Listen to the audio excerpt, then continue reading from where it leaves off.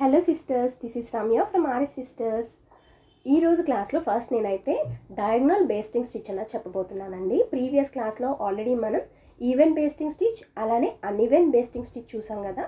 Hope అది మీరు అందరూ ప్రాక్టీస్ చేశారనుకుంటున్నాను. నాకు కొంచెం కోల్డ్ అండి, అందుకే వాయిస్ క్లియర్గా రాకపోవచ్చు. సో ఫస్ట్ అయితే మనం ఫ్యాబ్రిక్ని ఇలా ఫోల్డ్ చేసుకోవాలి. ఇలా ఫోల్డ్ చేసుకున్న తర్వాత ఒక లైన్ డ్రా చేస్తున్నాను. తర్వాత కొంచెం గ్యాప్ ఇచ్చి, అంటే ఒక పావు ఇంచ్ కానీ లేదా 3.8 ఇంచెస్ కానీ అలా కొంచెం గ్యాప్ ఇచ్చి ఇంకొక లైన్ డ్రా చేస్తున్నాను. ఇక్కడ చూడండి, మార్క్ పెట్టాను కదా 1 ఇంచ్. ఇక్కడ కూడా రిఫరెన్స్కి మార్క్ పెట్టుకుంటున్నాను. పావించు, మళ్ళీ పావించి. సో ఇలా అంటే మనకి కంప్లీట్గా ఇక్కడ నేను ఏంటంటే జస్ట్ రిఫరెన్స్ కోసం మాత్రమే మీకు సైజ్ చెప్తున్నాను. ఎగ్జాక్ట్గా మీరు పావించే పెట్టుకోవాలని లేదు, పావించ్ కంటే తక్కువ పెట్టుకోకూడదని కూడా లేదు. ఇప్పుడు ఇక్కడ 3.8 పెట్టుకోవచ్చు, 5.8 పెట్టుకోవచ్చు. సో ఎంతైనా మనకు ఆల్రెడీ టేప్ మెజర్మెంట్స్ తెలుసు కాబట్టి మీకు మెజర్మెంట్స్ ఎంత కావాలంటే మీకు స్టిచ్ ఏ మోడల్లో కావాలి అన్న దాని మీద డిపెండ్ అయి ఉంటుందన్నమాట. ఇక్కడ నేనైతే పావు ఇంచెస్కి మార్కింగ్ పెడుతున్నాను. సో ఇలా మార్కింగ్ చేసుకున్న తర్వాత చూడండి, పావించ్కి ఇక్కడ కూడా ఈక్వల్గా మార్కింగ్ పెట్టుకున్నాను. ఇది మనకి క్రాస్గా ఉండకూడదు, జస్ట్ ఈ 2 పాయింట్స్ స్ట్రైట్గా ఉండాలన్నమాట. సో ఇలా మార్కింగ్ చేసుకున్న తర్వాత ఫస్ట్ చూడండి, ఇక్కడ ఫస్ట్ పాయింట్ దగ్గర నేను నీడిల్ లోపల పెడుతున్నాను. ఇటువైపు ఫస్ట్ పాయింట్ దగ్గర నీడిల్ పైకి తీస్తున్నాను.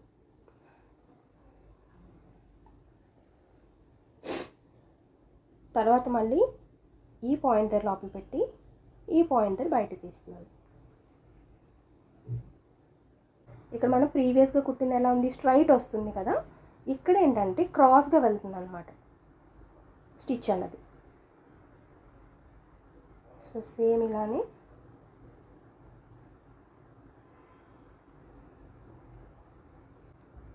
ఇది మరి టైట్గా లాక్కండి, లాగితే క్లాత్ ఎలా అయిపోతుంది. సో ఫ్రీగా ఉండాలి.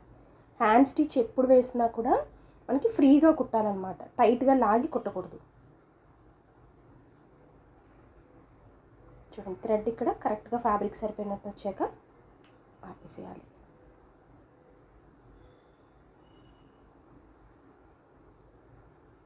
ఇక్కడ నేనైతే యాక్చువల్గా కొంచెం డిస్టెన్స్ ఎక్కువ పెట్టాను. 2 లైన్స్ డ్రా చేశాను కదా ఫస్ట్, వాటికి రెండింటికి కూడా డిస్టెన్స్ ఎక్కువ పెట్టేశాను అనమాట. ఎందుకంటే వీడియోలో కొంచెం క్లియర్గా కనిపిస్తుంది, డిస్టెన్స్ ఎక్కువ ఉంటే స్టిచ్ ఎలా వస్తుంది అన్నది మీకు తెలియడం కోసం. బట్ మీరు ప్రాక్టీస్ చేసినప్పుడు డిస్టెన్స్ తక్కువ పెట్టుకోండి. అది మీరు లైవ్లో కుట్టుకునేది కాబట్టి మీకు డిస్టెన్స్ తక్కువ పెట్టుకుంటే ఆ లుక్ అన్నది మీకు క్లియర్గా కనిపిస్తుంది. ఇప్పుడు నేను డిస్టెన్స్ తక్కువ పెట్టాను అనుకో, మీకు వీడియోలో మళ్ళీ జూమ్ చేసి చూపించాల్సి వస్తుందని నేను డిస్టెన్స్ ఎక్కువ పెట్టాను. బట్ మీరైతే నేను చెప్పినట్టు పావించుకు పెట్టుకుంటే, మనం స్కేల్తో చూసుకొని మెజర్మెంట్ పావించుకు పెట్టుకుంటే స్టిచ్ అనేది బాగుంటుంది. సో ఇదే విధంగా నేను మొత్తం స్టిచ్ అంతా వేసేస్తున్నాను. ఇలా లాస్ట్కి వచ్చిన తర్వాత సేమ్ మనం లాస్ట్ టైం ఎలా అయితే 2 టైమ్స్ లాస్ట్లో వేసామో ఇక్కడ కూడా అంతే 2 టైమ్స్ ఇలా స్టిచ్ వేసి ఇక్కడ కట్ చేసేసుకోవాలి థ్రెడ్.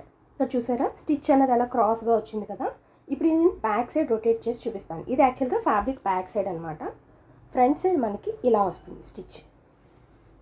చూసారా, స్టిచ్ అనేది ఇలా వస్తుంది. ఇక్కడ చూడండి, ఇక్కడ మనకి ఈ లైన్ ఎందుకు డ్రా చేసుకున్నాం అంటే బ్యాక్ సైడ్ ఇవి యాక్చువల్గా అన్నీ ఈక్వల్గా వచ్చాయి పాయింట్స్. ఇన్ కేస్ ఈ లైన్ డ్రా చేసుకోలేదు అనుకోండి, మనం స్టిచ్ చేసినప్పుడు ఒకటి పైకి వెళ్ళొచ్చు, ఒకటి కిందకి వచ్చేయచ్చు. సో అలా ఆ డిఫరెన్స్ రాకుండా ఉండడం కోసం మనం బిగినింగ్లో ఇంకా నేర్చుకునే స్టేజ్లో ఉన్నాం కాబట్టి ఇలా రిఫరెన్స్ ఉంటే ఆ స్టిచ్ అన్నది ఫినిషింగ్ పర్ఫెక్ట్గా వస్తుంది అని డ్రా చేసుకుంటున్నాం. వన్స్ మీరు ప్రాక్టీస్ చేసిన తర్వాత, మీకు బాగా అలవాటు అయిన తర్వాత మీరు కావాలనుకుంటే ఈ మార్కింగ్స్ లేకుండా కూడా ప్రాక్టీస్ చేయొచ్చు. ఇప్పుడు ఇంకొక స్టిచ్ చెప్తానండి, అదే క్యాచ్ స్టిచ్. క్యాచ్ స్టిచ్ అంటే CATCH, క్యాచ్ స్టిచ్ అనమాట. సో దీనికోసం ఏం చేయాలంటే ఫ్యాబ్రిక్ని ఇలా ఫోల్డ్ చేసుకొని, ఫినిషింగ్ అన్నది నీట్గా ఉండాలి ఎడ్జ్లో. ఇప్పుడు ఏం చేయాలంటే ఒక పావు ఇంచు డిస్టెన్స్ ఉండేలా ఒక లైన్ డ్రా చేసుకోవాలి. ఓకే, ఒక పావు ఇంచు. ఇక్కడ నేను కొంచెం పెద్దదే పెడుతున్నాను, మీకు వీడియోలో క్లియర్గా ఉంటుందని. జస్ట్ మీరైతే ఒక పావు ఇంచ్ గ్యాప్ ఉండేలా లైన్ డ్రా చేసుకోండి. మనకి టేప్లో సెంటీమీటర్స్ అండ్ ఇంచెస్ రెండు ఉంటాయి కదా. ఇప్పుడు సెంటీమీటర్స్ యూస్ చేద్దాం. ఇప్పటివరకు మనం ఇంచెస్ యూస్ చేసాం కదా, ఇప్పుడు సెంటీమీటర్స్ యూస్ చేద్దాం. ఇది క్యాచ్ స్టిచ్. సో దీనికోసం ఏంటంటే దీన్నే మనం హెమ్ స్టిచ్ అని కూడా అంటాం. సో ఫస్ట్ ఇక్కడ చూడండి, 1 సెంటీమీటర్ దగ్గర మార్క్ చేశాను. సో దీనికి 1/2 సెంటీమీటర్ ఉంటుంది కదా, దీని దగ్గర ఇక్కడ మార్క్ చేయాలి. మళ్ళీ 1 సెంటీమీటర్ దగ్గర ఇక్కడ, 1/2 సెంటీమీటర్ దగ్గర ఇక్కడ, అంటే ఇది 1 ఇక్కడ పెడతాం ఈ లైన్ మీద, 1/2 సెంటీమీటర్ దగ్గర ఈ పాయింట్ పెడతాం, 1/2 1/2. సో ఇక్కడ మార్కింగ్స్ అయితే పెట్టుకున్నాం. ఇక్కడ నేను సింగిల్ లేయర్ మాత్రమే థ్రెడ్ తీసుకున్నాను, ఎందుకంటే దీని బ్యాక్ సైడ్ ఫినిషింగ్ వచ్చినప్పుడు 2 లేయర్స్ ఉంటే కొంచెం థిక్గా ఉంటుందన్నమాట. ఆ స్టిచ్ అనేది థిక్గా కనిపిస్తుంది. యాక్చువల్గా ఈ స్టిచ్ ఏంటంటే మనకి లైట్గా కనిపించడం కోసం ఈ స్టిచ్ యూస్ చేస్తాం. సో నేను ఈ ఎడ్జ్ నుంచి స్టార్ట్ చేయట్లేదు, ఇక్కడ నుంచి స్టార్ట్ చేస్తున్నాను. సో ఫస్ట్ అయితే ఇక్కడ మనం ఎక్కడైతే మార్క్ పెట్టుకున్నామో ఇక్కడ చిన్నది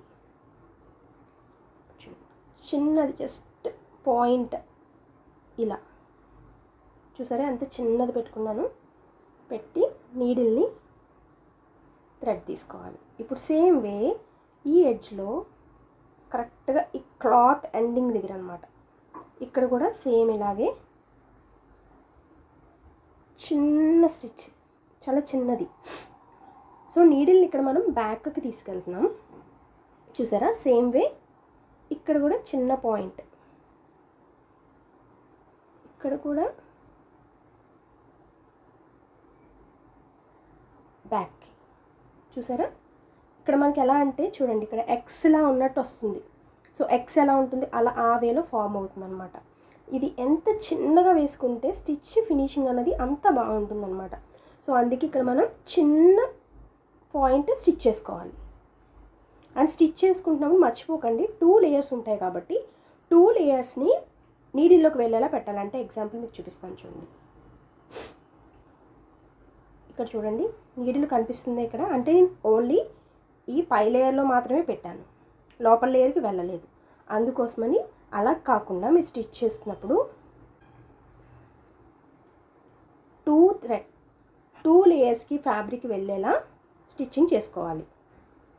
అండ్ సేమ్ అన్ని స్టిచ్చెస్ లాగే ఇది కూడా ఉగ్గొచ్చేలా కాకుండా నీట్గా కరెక్ట్గా ఉండేలా థ్రెడ్ లాగాలి. మరి ఇలా లాగేకండి, అందుకని మరి లూజ్ పెట్టకండి. సో స్టిచ్ అయితే కంప్లీట్ అయిపోయింది. ఇక్కడ నేను నాట్ వేయడం చూపిస్తాను చూడండి. ఎండ్లో జస్ట్ ఇక్కడ చిన్న థ్రెడ్ పెట్టి నీడిల్ పెట్టి మనం స్టార్టింగ్లో ఎలా అయితే పెట్టామో ఇంతకుముందు నేను టైలరింగ్ నాట్ చెప్పాను కదండి. సో సేమ్ అలానే ఇది కూడా అనమాట, ఇంతే. థ్రెడ్ ఇక్కడ కట్ చేసేయచ్చు. సో ఇది స్టిచ్ అయితే చూడడానికి ఇలా ఉంటుంది. ఇదేంటి మనకి బ్యాక్ సైడ్. ఫ్రంట్ సైడ్ ఎలా ఉంటుందో చూపిస్తాను చూసారా. చాలా చిన్న చిన్న చిన్న చిన్న డాట్స్ ఉన్నాయి. అదే మనం డబుల్ థ్రెడ్ తీసుకున్నాం అనుకోండి, ఇది కొంచెం థిక్గా కనిపిస్తుంది అనమాట. సో దీని లుక్ ఏంటంటే మనకి ఇలా కనిపించకుండా హైడ్ అయి ఉన్నట్టు అనమాట. సో అందుకోసమని సింగిల్ లేయర్ పెట్టుకోవాలి. మీరు స్టార్టింగ్లో నేర్చుకునే స్టేజ్లో ఉన్నప్పుడు మనకి సింగిల్ థ్రెడ్ అవ్వట్లేదు, అది తెగిపోతుందనో లేకపోతే బ్యాక్ సైడ్ ఫినిషింగ్ ఎలా వస్తుందో అంత క్లియర్గా కనిపించట్లేదు అనుకున్నప్పుడు మీరు కావాలనుకుంటే డబుల్ థ్రెడ్తో స్టిచ్ చేయండి స్టార్టింగ్లో. అలానే ఇంకొకటి ఏంటంటే ఇది ఎప్పుడు కూడా ఫ్యాబ్రిక్ ఏ కలర్ ఉంటే ఆ కలర్లో వేసుకుంటేనే దీని ఫినిషింగ్ బాగుంటుంది. ఇక్కడ నేను క్లాస్ కాబట్టి మీకు అంటే పైన వర్క్ ఎలా వచ్చిందో తెలియడం కోసం కాంట్రాస్ట్ కలర్ యూస్ చేశాను. మీరైతే వైట్ ఫ్యాబ్రిక్ అయితే వైట్ కలర్ థ్రెడ్డే యూస్ చేయండి.